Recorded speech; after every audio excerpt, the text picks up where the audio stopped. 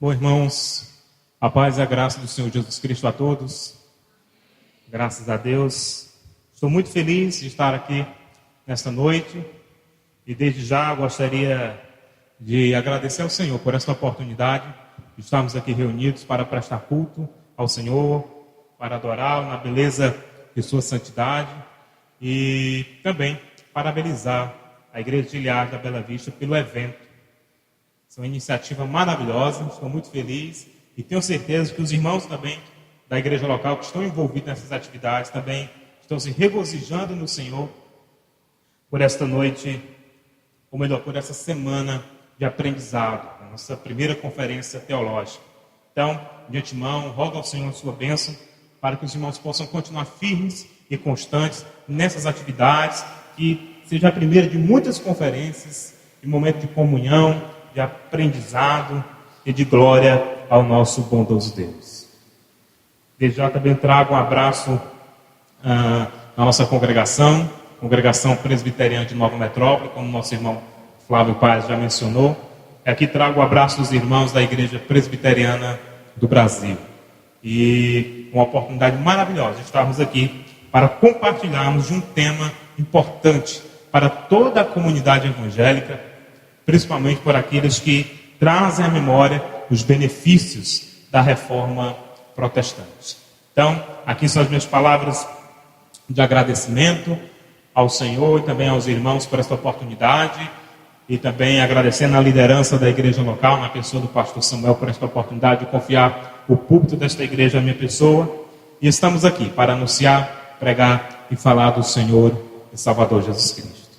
Irmãos, nesta noite, o tema que me foi proposto fala sobre um dos solas da reforma. E aí fico feliz também pela temática, os fundamentos da vida cristã, que justamente são esses 5 fundamentos que foram marcados como a grande doutrina, a grande expressão teológica do movimento da reforma protestante no século XVI. E hoje estou aqui nessa responsabilidade de compartilhar com vocês sobre a sola gratia, né? Muitas pessoas falam sola gratia. Sola gratia é uma forma forçada da língua portuguesa de pronunciar, mas como vem do latim, é sola gratia, sou como essa. Então, é sobre isso que nós iremos falar hoje, a sola gratia, ou seja, somente pela graça somos salvos, né? Como diz o texto que já nós iremos expor nesta noite. Então, irmãos, convido a todos que estão aqui presentes para fazermos a leitura do texto da Epístola de Paulo aos Efésios, capítulo 2. Epístola de Paulo aos Efésios, capítulo 2. Vamos ler do verso 1 ao verso 10. Para que os irmãos também participem da leitura. Enquanto eu faço a leitura, os irmãos acompanham, meditando em cada palavra, em cada texto que eu estarei lendo nesta epístola do apóstolo Paulo aos Efésios. Efésios, capítulo 2, do verso 1 ao verso 10.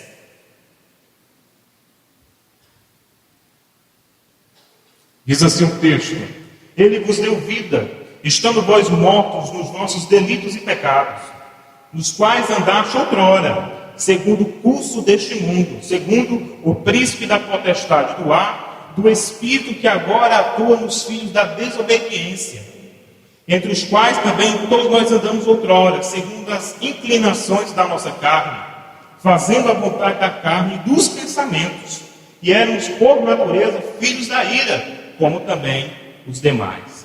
Mas Deus, sendo rico em misericórdia, por causa do grande amor com que nos amou, e estando nós mortos em nossos delitos, nos deu vida juntamente com Cristo. Pela graça sois salvos.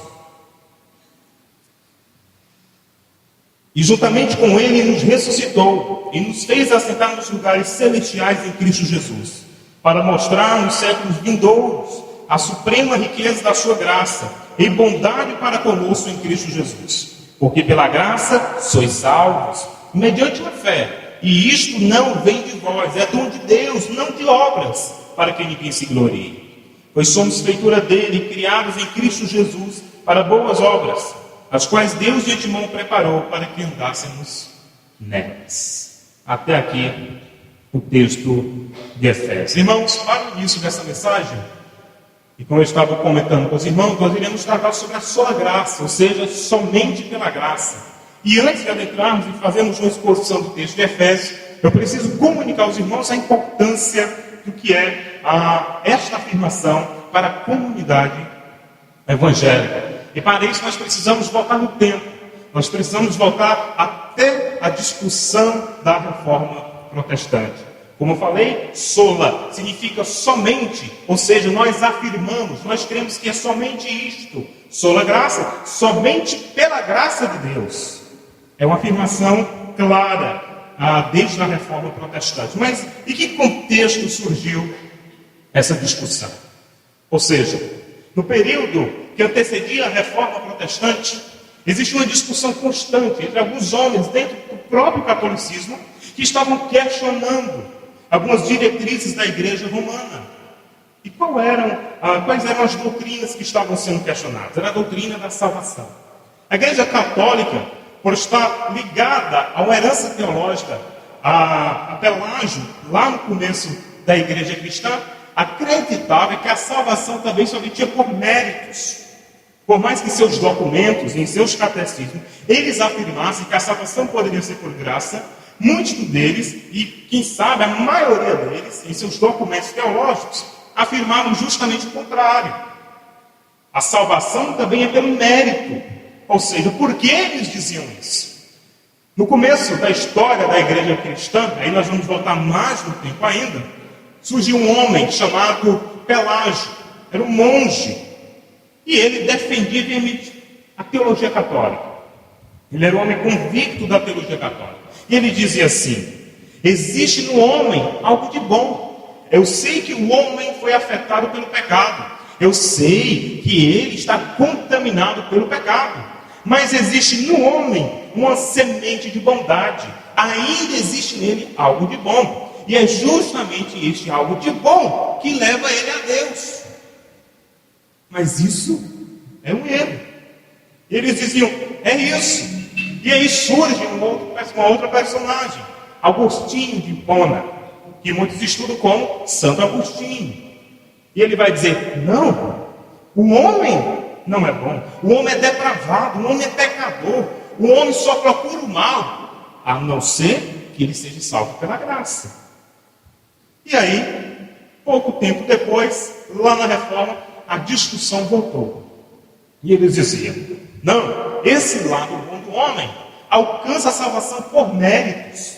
Ele faz algo de bom e por isso ele é salvo. E os reformadores batiam o pé e diziam: não, o homem é mau. Lembra da discussão lá do começo entre Agostinho e Pelágio? O homem é ruim. Ele é salvo pela graça. E eles diziam: não, é pelas obras, é pelos méritos. E aí chegamos no estupim da reforma protestante. E existe essa quebra de comunhão entre o catolicismo e o protestantismo. E o catolicismo afirmando que o homem é salvo pelos seus méritos, pela sua capacidade de ir a Deus. E o protestantismo dizendo: não, é pela graça. É pela graça do nosso bom Deus que nos atrai. Mas não deixando um pouco essa aula de história da teologia, essa discussão parece muito uma discussão acadêmica, e é uma discussão acadêmica. Mas aí surge uma outra questão. O que adianta, de um lado, o catolicismo dizer uma coisa e o protestantismo dizer outra? Quem está com a verdade? E o catolicismo dizia: os nossos pais, os documentos da igreja, as bulas papais estão dizendo. E os protestantes disseram: a Bíblia diz. E a Bíblia é a verdade. E aí, eles chegaram a um texto. E é o texto que nós iremos meditar nesta noite. Efésios, capítulo 2, do verso 1 ao verso 10. E a partir desse texto, a mensagem que nós intitulamos é: a graça soberana, o poder de Deus na salvação de pecadores. À luz desse texto de Efésios, nós temos aqui um argumento de Paulo engrandecendo a graça de Deus. E foi justamente nesse texto que os reformadores encontraram a base para o argumento de dizer que a salvação se dá pela graça maravilhosa de nosso bom Deus. E eles disseram, observe, esse texto está declarando qual é a situação do homem, e por quem ele foi salvo, e por intermédio de quem ele foi salvo. E nós chegamos ao conhecimento daquele que nós afirmamos como comunidade evangélica. É somente pelo amor de nosso Deus, por sua bondade e misericórdia, que alcançamos a redenção em nosso Senhor Jesus Cristo. Então, vamos ao texto bíblico. E, diante desse texto, eu quero convidar você a interrogar e fazer uma pergunta ao texto. Ainda dentro dessa discussão entre a salvação pelos méritos e a salvação pela graça. Quem é o homem antes e depois da graça? Quem é o homem? Quem é a mulher antes e depois da graça? Nesse texto nós temos a resposta. Do verso 1 ao verso 3, nós temos a declaração de Paulo dizendo quem é o homem antes da graça. Aí no verso 4 e 5, Paulo se empolga. Ele fala de uma mudança que aconteceu.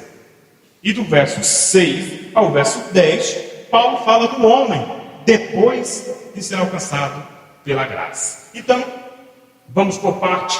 Quem é o homem antes e depois da graça? Primeiro, ele é um escravo do pecado, espiritualmente morto e sujeito à ira de Deus. Vamos ao texto do verso 1. Ele diz assim: Ele vos deu vida, estando vós mortos nos vossos delitos e pecados. Algumas traduções, pelo menos a tradução que eu estou usando aqui, começam dizendo Ele vos deu vida. Mas essa expressão, Ele vos deu vida, não existe no texto original grego. É um adicional, eles tiraram uma parte da estrutura do verso 6 a 10 e colocaram, porque acharam que ia chocar. E é logo dizendo para o homem que ele está morto. Mas é esta a intenção do apóstolo Paulo. Ele está dizendo quem é o homem antes de ser alcançado pela graça redentora. E ele vai dizendo, estando vós mortos nos vossos delitos e pecados. Ou seja, Paulo está dizendo que no passado nós estávamos mortos, que ele está falando para crentes. Se ele estivesse falando para ímpios, ele estava dizendo, vocês estão completamente mortos espiritualmente. Mas ele está falando para uma comunidade cristã. E ele diz, estando vós mortos em vossos delitos e pecados, Paulo está simplesmente dizendo o quê? A palavra mortos, usada nesse texto, ela vem de uma expressão grega que significa necrose, ou seja, o cadáver.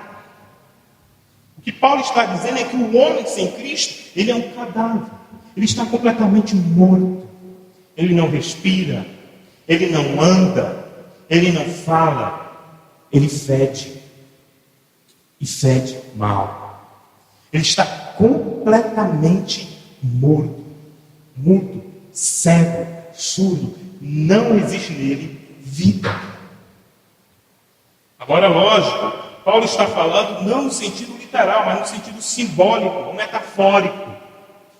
Ele está dizendo que o homem sem Cristo, ele vive como um cadáver espiritual. Mas não é uma morte qualquer, ele está morto em seus delitos. E a palavra delito traz justamente a ideia de transgressão. Ou seja, o homem, além de estar morto, o seu relacionamento com Deus está quebrado, está transgredido. Não existe comunhão entre ele e Deus. E Paulo vai mais além. Está morto no pecado, ou seja, ele está completamente fora do alvo. Ele está completamente desviado, distante da vontade de Deus. Então Paulo começa argumentando, dizendo, a situação do homem é deplorável. Ele está morto. Ele está em transgressão. Ele está distante de Deus. E ele vai mais além. Verso 2. Nos quais andaste outrora, segundo o curso deste mundo, segundo o príncipe da potestade do ar, do Espírito que agora atua nos filhos da desobediência. E Paulo vai mais além e diz, olha, ele está morto, e além de estar morto, ele está andando segundo o curso deste mundo. Ou seja, ele pensa como as pessoas do mundo. Ele está contaminado pelo Deus deste século. Ele está caminhando, ou seja, ele está seguindo a orientação deste mundo caído. Querido, uma pessoa sem Deus, ele não consegue ter uma compreensão correta da verdade. a não ser que o Espírito Santo de Deus ilumine sua mente. Não existe lado bom no homem. Todo homem está contaminado pelo pecado. Todo homem está morto. Existem muitas tradições que dizem que o pecado é uma doença, mas a Bíblia trata o pecado como a morte espiritual.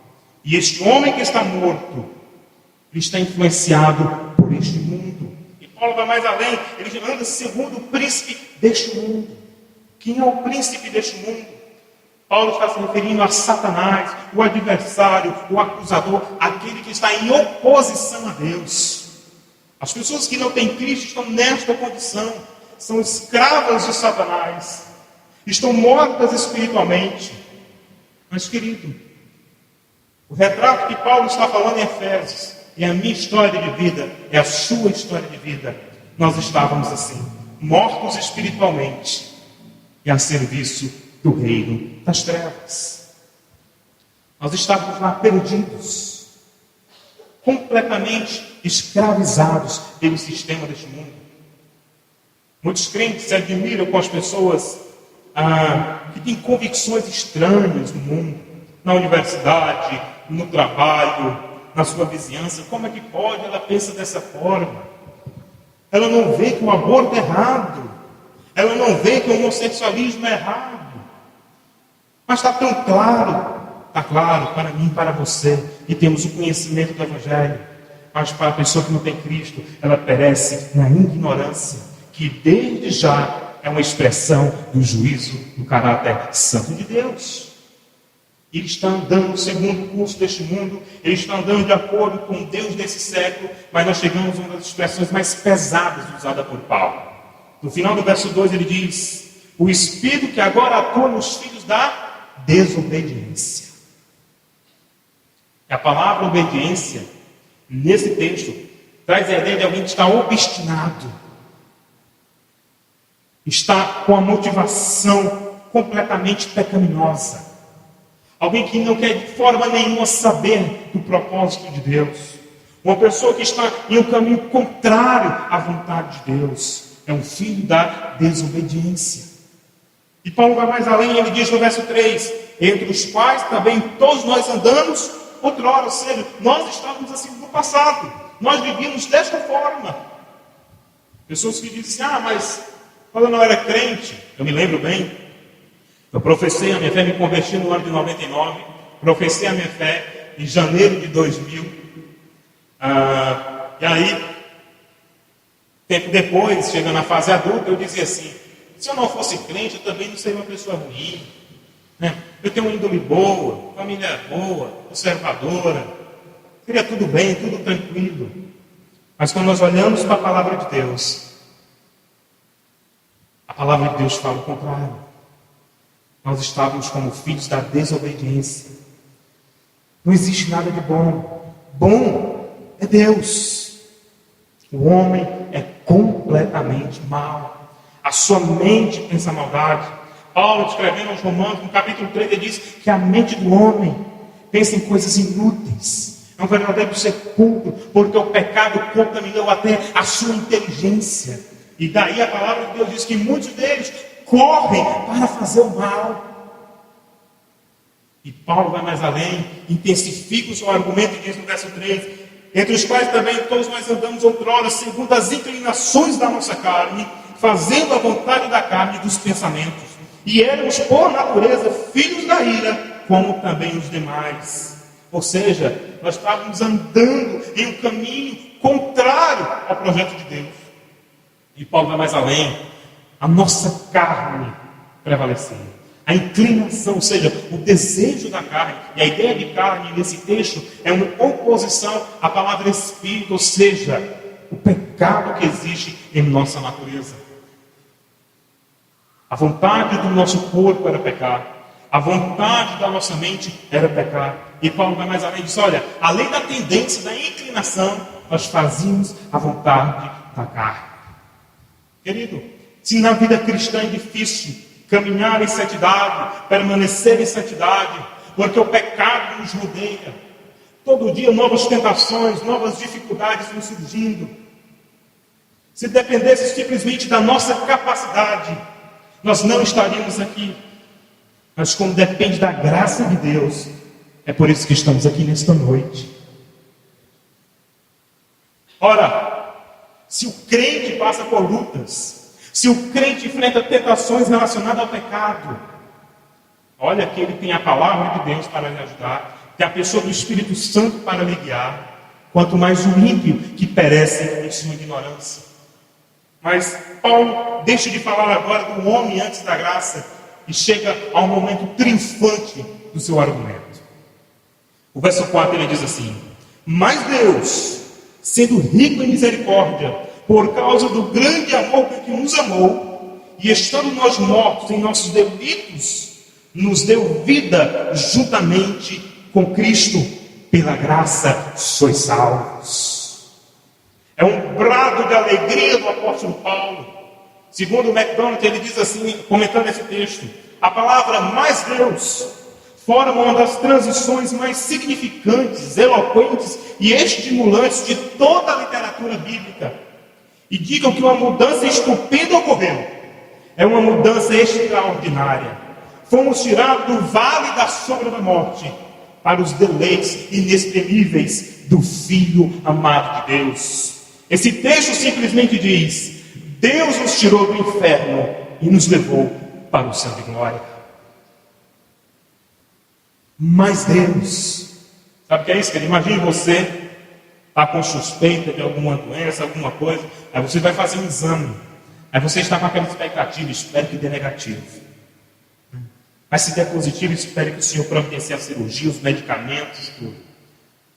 Mas simplesmente você estava com aquela expectativa, aquele sentimento que algo vai dar errado, a situação se agravou, aí o médico chega para você e diz assim: eu não entendo, o caroço sumiu, eu não entendo, deu negativo, mas como?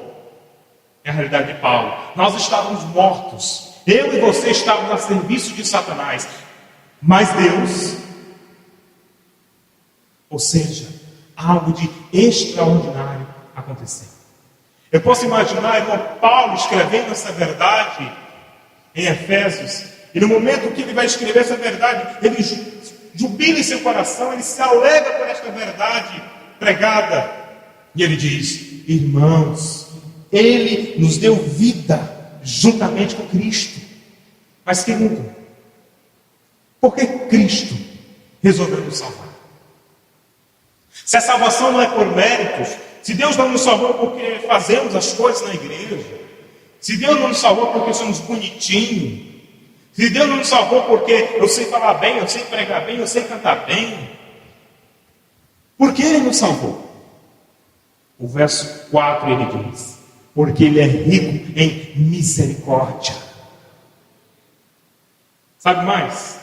Veja a continuação do verso: por causa do grande amor com que nos amou. Querido, sabe por que Cristo te salvou? Não é porque você merece, não é porque você contribuiu para a salvação, mas sabe por que Ele nos salvou? Porque Ele nos amou. Mas por que Ele nos amou? Ele nos amou. Descartes diz a difícil doutrina do amor de Deus. Ele nos amou por quê? Porque nos amou. Foi simplesmente por isso. Entenda, faça como agora Tiago escrevendo em sua epístola: irmãos, acolha, abrace essa verdade expressa na palavra de Deus. Foi por causa do seu amor que Ele nos salvou. E aí Paulo passa a falar do homem depois de ser alcançado pela graça. Quem é o homem depois da graça? Verso 6: e juntamente com Ele nos ressuscitou e nos fez assentar nos lugares celestiais em Cristo Jesus. Ou seja, quando Cristo morreu na cruz do Calvário, não era simplesmente Cristo que estava morrendo na cruz, era Cristo e os meus pecados. A cruz é o ponto fundamental na vida cristã. Juntamente com Cristo, A cruz de Cristo é a nossa cruz. A morte de Cristo é a nossa morte. A ressurreição de Cristo é a nossa ressurreição. A vitória de Cristo sobre a morte é a nossa vitória sobre a morte. A vida de Cristo é a nossa vida. Nós não temos capacidade de morrer na cruz. Se estivéssemos a caminho da cruz, nós iríamos querer fugir dela.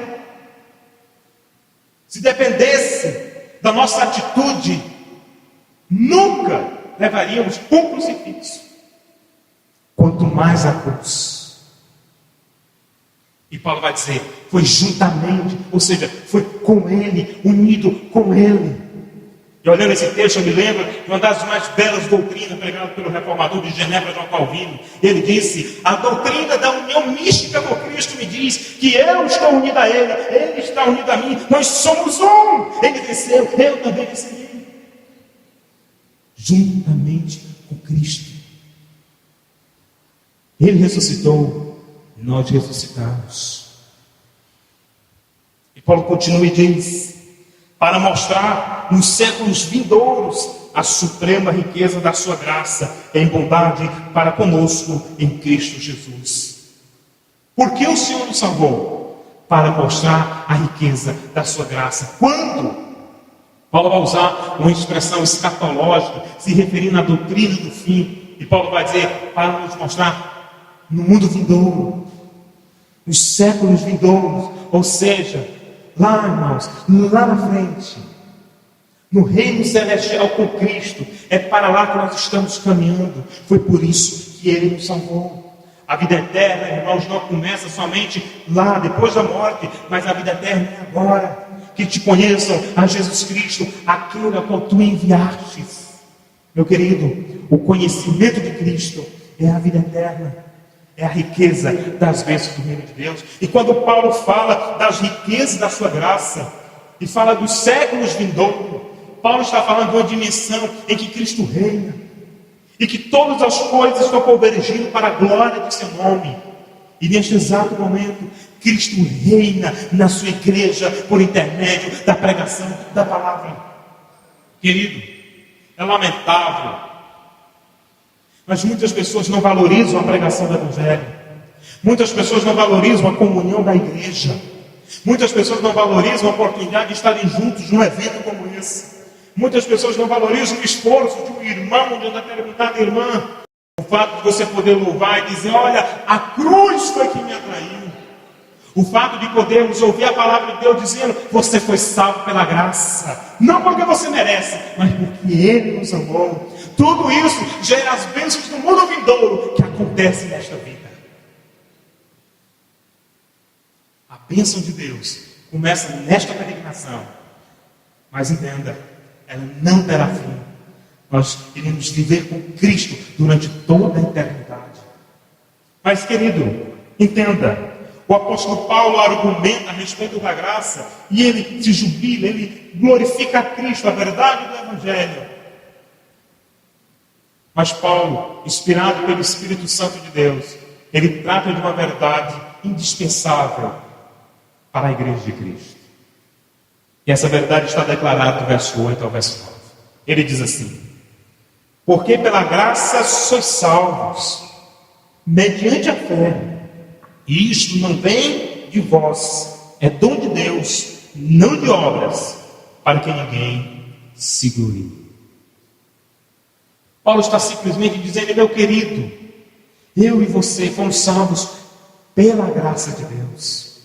Às vezes pergunto a alguns irmãos, no ambiente teológico, até de escola bíblica, o que é a graça? Aí o irmão diz, é um favor imerecido. Não deixe de ser verdade, mas ainda é pouco para aquilo que a graça representa. E Paulo está dizendo, nós somos salvos pela graça. Mediante o quê? Mediante a fé. Ou seja, querido, a fé que um dia você exerceu para ir a Cristo e professá-lo e confessá-lo como Senhor e Salvador de sua vida. A fé que você exerce para ouvir a palavra de Deus sendo pregada. A fé que você usa para vir ao culto, ouvir a palavra de Deus, os louvores e participar da comunhão dos santos. A fé que hoje você tem, e que vou dizer, às vezes diz, mas é tão pequena. a fé da salvação, nem esta fé vem da nossa capacidade. Até a fé que temos, foi Deus quem nos deu. Entenda, querido. O verso 8 é muito claro. A graça nos salvou mediante a fé. Ou seja, nós somos salvos pela graça por causa da fé. Mas aí Paulo chega a um argumento chave nesse capítulo. Ele diz: mas isso não vem de vós. Nem a fé, nem a graça, nem a salvação vem de nós mesmos. Isso vem de quem? É dom de Deus. A palavra dom no grego é caro, ou seja, graça. A fé que nós temos foi uma graça que Ele nos deu. A graça da salvação foi uma graça que Ele nos concedeu. A oportunidade que temos de estarmos juntos aqui nessa noite foi a graça que Ele nos otorgou. Ou seja, não vem de vós. Mas por quê? Verso 9 ele diz: não de obras, para que ninguém se glorie. Ou seja, se um homem exercesse por sua própria capacidade a fé da salvação, se o homem exercesse por sua própria capacidade a graça redentora, ele poderia se gloriar. Mas Paulo está dizendo claramente que toda glória deve ser dada ao Senhor e Salvador de nossas vidas. O homem não pode ser glorificado. Cristo é que deve ser glorificado. A glória é somente dele. A graça é dele. A fé vem dele. A nossa salvação está com ele. Essa é uma expressão bela, sola graça. Somente pela graça fomos salvos. Mas isso nos uma pergunta. Eu sei que ele nos amou e nos salvou. Eu sei que foi mediante a fé e pela graça. Mas para que Ele nos salvou?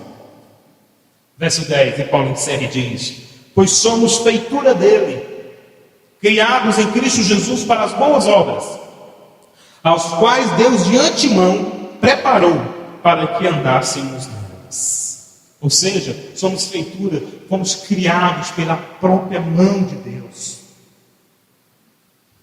E ele deixa muito claro e diz: criados em Cristo Jesus para as boas obras. Ou seja, as boas obras não me conduzem à salvação, mas a salvação me conduz a boas obras.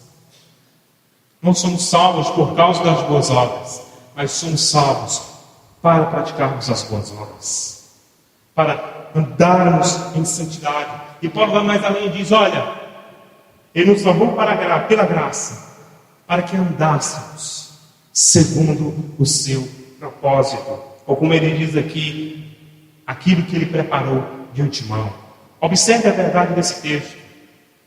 Paulo está simplesmente dizendo para a igreja de Éfeso, há mais de 2000 anos, que eles foram salvos pela graça, mas tudo isso já fazia parte do propósito de Deus. Veja o que diz o último verso: as obras que ele preparou, o caminho que ele preparou para que andássemos nelas. Ou seja, querido, antes de você ir a Cristo, Cristo já estava indo ao seu encontro. Antes de você amar a Cristo, Cristo já te amava. Antes de você ir buscar a redenção em Cristo, Cristo já tinha decretado a sua redenção. Antes, querido, de você andar nos caminhos de Cristo, Cristo foi pelo caminho dos pecadores e pela cruz nos atraiu. Foi pela cruz. Quais as considerações que podemos fazer à luz desse texto de Efésios capítulo 2, do verso 10? E aqui eu quero fazer 3 considerações a respeito da graça. A primeira delas é: a graça de Deus nos revela o tamanho da nossa miséria. Sabe, querido, existem muitos crentes soberbos, orgulhosos, prepotentes, não conhecem a graça de Deus. Existem muitas pessoas arrogantes, submissas, não conhecem a graça de Deus. Sabe por quê? Porque a graça de Deus mostra o tamanho da nossa miséria. A graça de Deus funciona como um espelho, assim como a lei também funciona como um espelho. ela mostra para o homem o tamanho da sua deficiência. Entenda, querido, e essa mensagem não serve simplesmente para você, mas para mim também.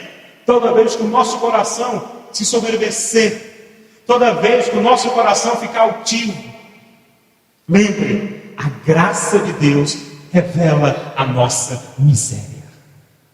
A graça de Deus declara quem eu sou diante de Deus. Mas como a graça de Deus revela a nossa miséria? E aqui nós fazemos a segunda consideração. A graça de Deus nos revela o grande amor de Deus. Ou seja, se ela revela a nossa miséria, ela revela por causa de alguma coisa, por causa da santidade de Deus. Por isso, e quanto mais você busca a santidade de Deus, mais você percebe que você está distante dele, porque o nosso pecado faz separação entre um homem e Deus. Mas a graça, essa graça que nós cantamos, essa graça que nós enaltecemos nessa noite, ela revela quanto Deus é amoroso.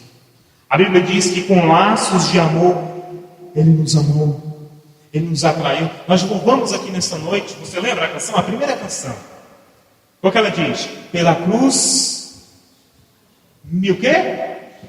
O que mais? Ela te chamou vocação, ou seja, esse chamado não são todas as pessoas que escutam. A atração não são todas as pessoas que sentem. Quem sente a atração pela cruz? Quem é chamado pela cruz? Quem não resiste ao chamado da cruz? Aqueles que serão salvos pela graça do nosso Deus. Querido, e por fim, a graça de Deus nos dá força para continuarmos a caminhada. E aqui eu quero lembrar você que o próprio apóstolo Paulo, que está tratando da graça salvadora e soberana nesse texto, ele mesmo passou por uma experiência constrangedora. Ele dizia que um espinho na carne o angustiava, e ele lutava constantemente contra isso. Parecia já não haver mais forças. Parece que Paulo não encontrava mais força e capacidade para continuar a caminhada. E aí o texto de Coríntios vai dizer, e ele me disse, a minha graça te basta. Querido, e aqui eu trago uma palavra para você, minha irmã, para você, meu irmão, meu jovem, que está aqui nessa noite. Se você não encontra forças para continuar a caminhada, se você se sente cansado na caminhada, se você está triste durante toda esta peregrinação, não vou fazer aqui uma de guru espiritual, mas dependente daquilo que esteja acontecendo na sua vida, dependente daquilo que esteja acontecendo na sua família, no seu trabalho, a angústia que permeia o seu coração, eu não sei como você chegou aqui esta noite, mas também não me interessa saber. O que me interessa é dizer uma coisa para você: a graça de Deus vai te dar forças. A graça de Deus nos basta. A graça que nos salvou é a graça que nos sustenta. A graça que nos libertou, lembra? Nós somos livres.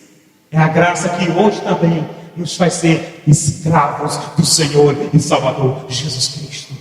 É pela graça de Deus. É por isso que nós podemos fazer um evento como esse e dizer: só a graça, é somente pela graça de Deus que somos salvos.